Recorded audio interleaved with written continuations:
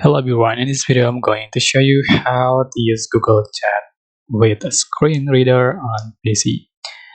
But I'm sorry, here I won't give an example directly, but you can learn how to use a screen reader on Google Chat. So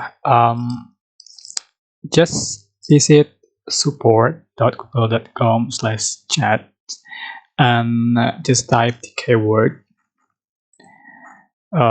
Use Google Chat with a screen reader. And all you have to do is learn everything here from how to use Google Chat with a screen reader, how to read chat you receive with the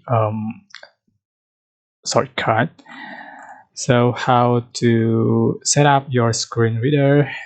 Yeah, basically everything here.